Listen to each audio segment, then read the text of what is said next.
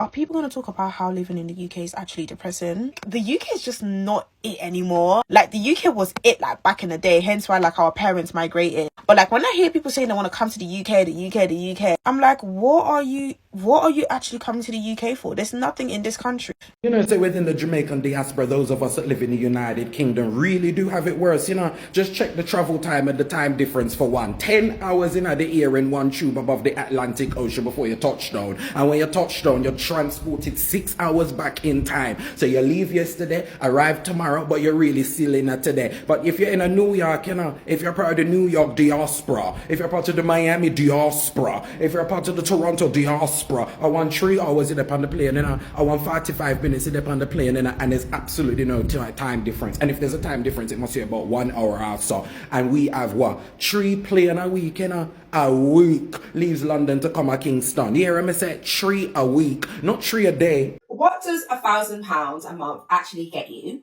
in Jamaica versus in the UK? Let's compare rent, food, transport, and lifestyle. So if we think about rent, in the UK, good luck. £1,000 in the UK might get you like a tiny studio apartment or even just a shared room or a shared flat, right? Whereas in Jamaica, you could get something a lot better. So a 1 to 2 bedroom apartment. Imagine leaving Jamaica or Africa chasing greener pastures in the UK, only to end up in a shoebox apartment, staring at grey skies, living like a robot. Wake, train, work, bills, repeat. Was this the dream? Because if this is the first world, then why does it feel so second rate? Okay, welcome back to the Bantu Market, good people. Today we're going to tackle a topic many people in the diaspora whisper about but rarely say it out loud. Is life in the UK actually worth it? The myth is powerful. Britain is sold as stability, opportunity, order, but the lived reality, sky-high costs, cramped housing, and flights home so expensive you'd think Jamaica was on Mars. Today, I'm breaking down the economics, the lifestyle, and the diaspora pain points with satire, analysis, and just a dash of righteous anger. Let's watch some clips that shed light on this conversation, then I'll be back with my further analysis. Are people going to talk about how living in the UK is actually depressing? The UK is just not it anymore. Like, the UK was it, like, back in the day, hence why, like, our parents migrated. But, like, when I hear people saying they want to come to the UK, I'm like, what are you actually coming to the UK for? There's nothing in this country. Food is expensive, transport is expensive, everything, living is expensive, like, everything, housing is expensive. Like, why would you want to move to the UK? Like, I have a question for, like, foreigners. Why do you guys come to the UK? I just don't know. Like, I don't know. Like, every day I just, like, get on the train, go to work, come back home, eat, sleep, repeat. Like, I feel like a robot. You know, so within the Jamaican diaspora, those of us that live in the United Kingdom really do have it worse. You know, just check the travel time and the time difference for one. 10 hours in the air in one tube above the Atlantic Ocean before you touch down. And when you touch down, you're transported 6 hours back in time. So you leave yesterday, arrive tomorrow, but you're really still in it today. But if you're in a New York, you know, if you're part of the New York diaspora, if you're part of the Miami diaspora, if you're part of the Toronto diaspora, I want 3 hours in upon the plane, you know, I want 45 minutes in upon the plane, and there's absolutely no time difference. And if there's a time difference, it must be about 1 hour or so. And we have what? 3 plane a week, you know, a week leaves London to come to Kingston. You hear me say 3 a week, not 3 a day.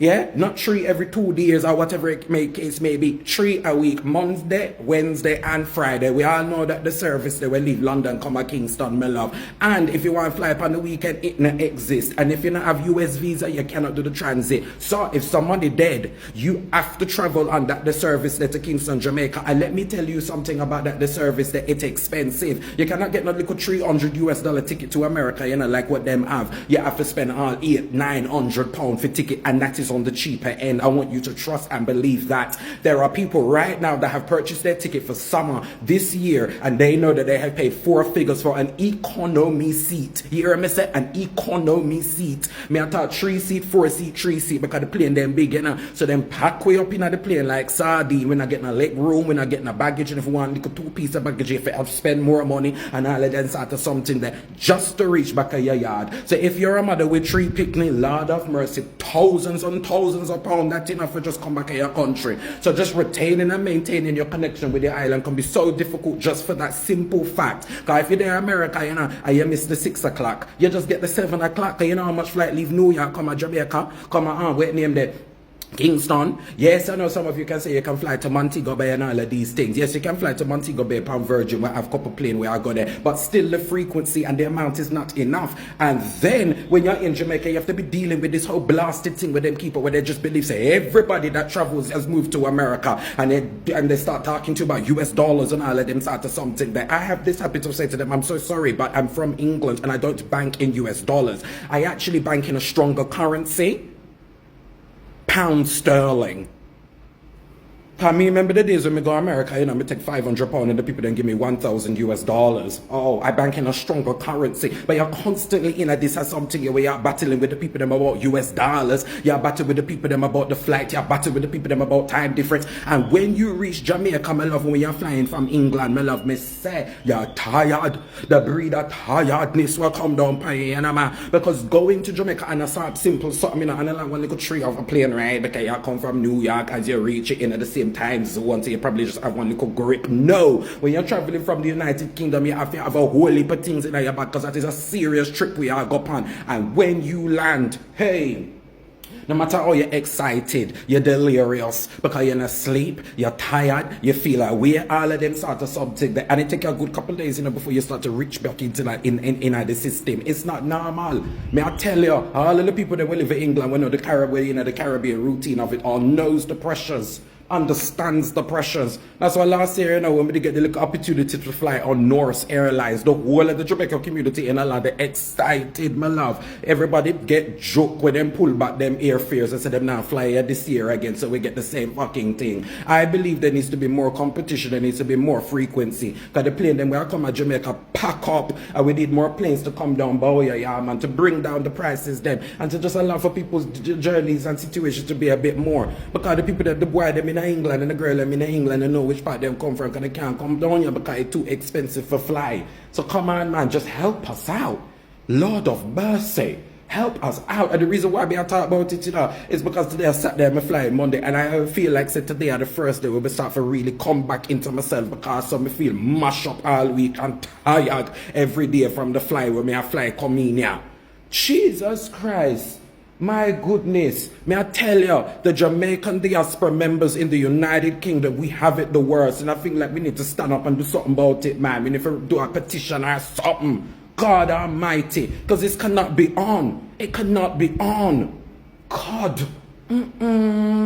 What does £1,000 a month actually get you in Jamaica versus in the UK? Let's compare rent, food, transport, and lifestyle. So if we think about rent, in the UK, good luck. £1,000 in the UK might get you like a tiny studio apartment or even just a shared room or a shared flat, right? Whereas in Jamaica, you could get something a lot better. So a 1 to 2 bedroom apartment in a really decent area, or even a small house in some parts of the island. So if we move on to food, in the UK, groceries keep getting more expensive. That's absolutely apparent. You're easily spending anywhere between £200 to £300 a month on food if you're a family. Now, in Jamaica, local markets are really good value. You can get some good produce for some really good prices. However, their supermarkets are a joke. If you go to a supermarket in Jamaica, you will not believe the prices of the products. They are way more expensive than what is charged here in UK supermarkets. So in that sense, I'm definitely going to give this one to the UK. As I said, if you shop locally and, you know, if you buy like really fresh produce from local vendors, it can be kind of cheap. But if you're someone who likes going to supermarkets and, you know, like that whole experience and prefers to get your stuff or your shopping from supermarkets, you are going to be in for a shock. Now, moving on to transport. So in the UK, a monthly train pass might cost you anywhere between, say, £100 to £200 a month. Now, in Jamaica, public taxis are really, really cheap, which is great. But there is a huge difference because here in the UK, you could get a Uber and, you know, it's just you and you, but it's relatively cheap to travel. Whereas in Jamaica, as I said, it is cheap to travel, but you are going to be sharing the car with a few other people that the taxi has collected on the way. Sometimes this can be a little bit uncomfortable. Or you can choose to get a chartered taxi, which does cost a little bit more. So again, I think this kind of goes off of preference and what you prefer. Also, if you decide to buy a car in Jamaica, one warning is that gas prices are quite expensive as well. Also, car prices are quite expensive because cars are imported. So that's, again, something else to consider. And then lastly, let's look at lifestyle. So in the UK, £1,000 means pretty much bills, right? In Jamaica, however, you could be chilling on a beach after work instead of shivering in the cold or looking at grey skies. I feel like the standard of living in Jamaica, even with less than £1,000, is so much better than living in the UK. So if you ask me where I would rather be in Jamaica. Good people, welcome back, and let us start with the wallet. Because no matter how much we romanticize migration, money is the dictator of quality of life. In the UK, everything costs. Food, expensive. Transport, a financial trap. Housing, even forget about it. 1,000 euros a month is London or Birmingham. You're not getting a home, you're getting a closet with Wi-Fi, a tiny studio, maybe a shared flat if you're lucky. Food, shopping. A family easily drops 200 to 300 pounds a month. Commuting, that's another 100 to 200 pounds for a train pass. So what happens? Bills after bills after bills after bills. And Beyonce warned us about the UK turn into a lifestyle. Meanwhile, in Jamaica, that same £1,000 that gets you a 2-bedroom apartment or even a small house. And yes, groceries are tricky. Supermarkets charge like they are feeding royalty. But local markets stretch your money far better than Tesco does. This is the harsh paradox, guys. In the so-called developed world, you work more, pay more, and get less. Now, let us talk about the lifestyle. Here's a daily routine of a UK migrant. Wake up, catch a packed train, work long hours, go home, eat, collapse, repeat. That's it. No vibe, no culture, no color. Just grey skies and bills. People describe it as depressing, robotic, even. And honestly, they're right. Life in Britain feels like living inside Microsoft Excel. Contrast that with Jamaica. Even on less money. Imagine finishing work and chilling on a beach. Imagine community life, warmth, vibrancy, human connection. The quality of life feels richer even when the bank account is slim. And yet, people stay. Why? Because the UK dangles stability, healthcare that mostly works, infrastructure, a promise of opportunity for your kids, but that comes at the cost of your soul and sanity. Here's where it gets even more brutal. Maintaining ties to Jamaica from the UK is almost a luxury hobby. Flights from London to Kingston, 800 to 900 pounds if you're lucky, 4 figures if you're not. Economy feels like you're packed in a tins of sardines, knee against your chest, don't let go. Oh, and flights only leave 3 days a week. Monday, Wednesday, Friday. Miss one, tough. Jamaica will have to wait. Yeah. Compare that to New York, Miami, or Toronto. For them, Jamaica is 3 hours away. Tickets as low as £300 are not jet lag. Meanwhile, the UK diaspora lands in Kingston after 10-hour flight. Then spends 2 days recovering from time zone whiplash. Okay, this means many Jamaicans in England rarely visit home. Imagine working all year, saving thousands just for the privilege of hugging your mother. That's not opportunity. That's exploitation disguised as geography. So why do people still move? Why endure the Grey Grind? Because the myth of Britain is older than our passports. Colonial memory tells us the UK is the center of power. Migration propaganda sells it as security. Families back home pressure us. At least you'll be better off there, But better off how?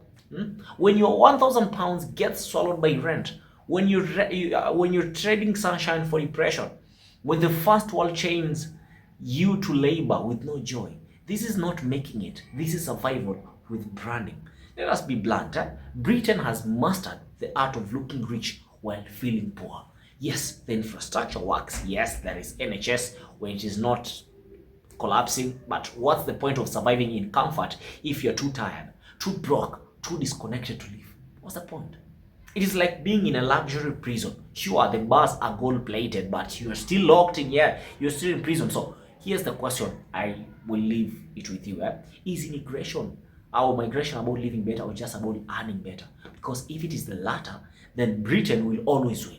It will always lure us with pounds and pounds of pressure. But if life is about community, about joy, about human connection, then maybe the so-called developing world is not behind at all. Maybe the first world is just first in misery. Think about that the next time someone tells you to go to the UK or tries to sell you the UK dream. According to me, it's all a lie. What do you think about this? Would you board a plane to go, or would you take a flight to go to UK? Would you leave your country in Africa? Would you leave your Caribbean country? Would you leave your place, the place you call home, to go and suffer in the UK just for a few pounds? Few pounds that will not enable you to come back home when things get tough. You get because of depression. Yes, you promised that your kids are going to have a better life, but no, that's not the truth. So guys, what do you think about this? Tell me down below in the comments, and don't forget to like this video so that YouTube algorithm can be favorable to it and can suggest this video to as many people as possible. Thank you for watching. I hope to see you in my next video.